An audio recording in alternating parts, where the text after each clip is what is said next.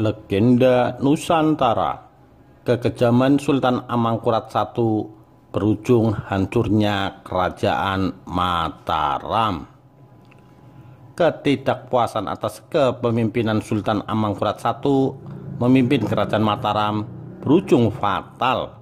Karakteristik Raja Mataram keempat ini memang terkesan kontroversial, memicu banyak ketegangan di internal keraton.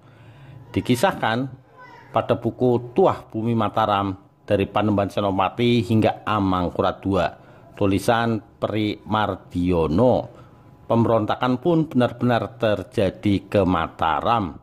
Sosok yang melakukannya adalah Trunojoyo yang berhasil meluluh lantakan ibu kota Mataram, Pleret. 5 hari mulai 28 Juni sampai 3 Juli, Pleret digempur habis-habisan. Kota baru yang didirikan dengan seluruh tenaga dan keringat rakyatnya pun luluh lantak. Trunojoyo merupakan seorang bangsawan asal Madura yang melakukan serangan kepada Kerajaan Mataram. Serangan ke Mataram ini juga disokong oleh sekutu Madura yang kebanyakan dari Makassar. Sementara sebelum meluluh lantakan ibu kota Mataram Pleret, pasukan Trunojoyo bergerak terlebih dahulu dengan menghabisi beberapa daerah kekuasaan Mataram di pesisir utara Jawa pada 1676. Peperangan pertama antara pasukan Trunojoyo dengan Mataram pecah di Gedogong pada tahun 1676.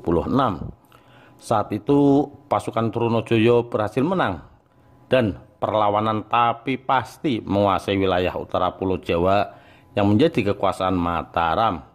Bahkan konon serangan ini membuat Sultan Amangkurat I terdesak dan melarikan diri kembali ke Pleret. Tetapi malang, ia meninggal dunia saat berada di tempat pelariannya. Sejarah mencatat pemberontakan Trunojoyo ini disebabkan kepemimpinan Sultan Amangkurat I yang cenderung diktator dan kejam terhadap lawan-lawan politiknya. Hal ini menjadi banyak ketidakpuasan timbul dari daerah-daerah kekuasaan Mataram, termasuk Madura. Banyak tokoh bangsawan dan ulama yang menjadi korban kekejaman Sultan Amangkurat I. Bahkan sebagian tokoh yang dibantai oleh Amangkurat I adalah tokoh-tokoh di Jawa Timur yang dihormati. Termasuk salah satunya adalah ayah Trunojoyo bernama Raden Demang Melayakusumo, mertua Sultan Amangkurat I, Pangeran Bekik, yang merupakan anak Adipati Surabaya, juga tak lepas dieksekusi oleh Raja Mataram keempat tersebut. Pembantaian anak turun kebangsawanan Jawa Timur ini memicu persoalan serius, yakni permusuhan antara Amangkurat I dengan para kaulo Jawa Timur. Hasilnya bisa terbukti pasca Amangkurat I mangkat alias wafat, anaknya Amangkurat II juga harus menanggung konflik yang disebabkan ayahnya. Raden Trunojoyo adalah keturunan penguasa Madura yang dipaksa tinggal di Keraton Mataram setelah kekalahan dan pencaplokan oleh Mataram pada tahun 1624. Setelah ayahnya Trunojoyo dieksekusi oleh Amangkurat I pada tahun 1656, ia meninggalkan Keraton Mataram dan pindah ke Kajoran. Ia lalu menikahi putri dari Raden Kajoran, kepala dari keluarga yang berkuasa di sana.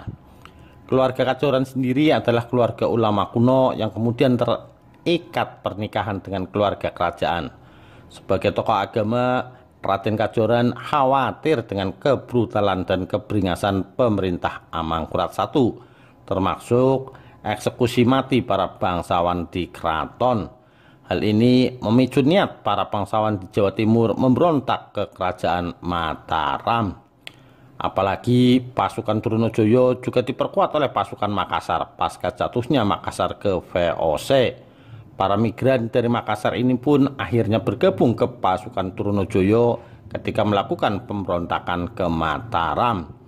Tercatat ada sekitar 9.000 orang terdiri daripada pejuang Makassar, bangsawan Jawa dan Madura turut serta melakukan pemberontakan ke Mataram. Hal ini konon membuat jumlahnya meningkat tajam. Bahkan para penguasa Giri yang notabene pengikut Sunan Giri juga turut bergabung pada tahun 1676 melakukan pemberontakan ke Mataram. Ayah mertua Trunojoyo, Raden Kajoran, berpengaruh cukup besar pada terkumpulnya pasukan begitu besar ini. Bahkan ia dan pasukannya juga turut bergabung setelah kemenangan Trunojoyo ke Godog pada September 1676. Pemberontakan ini kian kuat setelah Pangeran Sampang yang kelak mendapat gelar Cakraningrat II juga turut bergabung setelah jatuhnya ibu kota Mataram pada tahun 1677.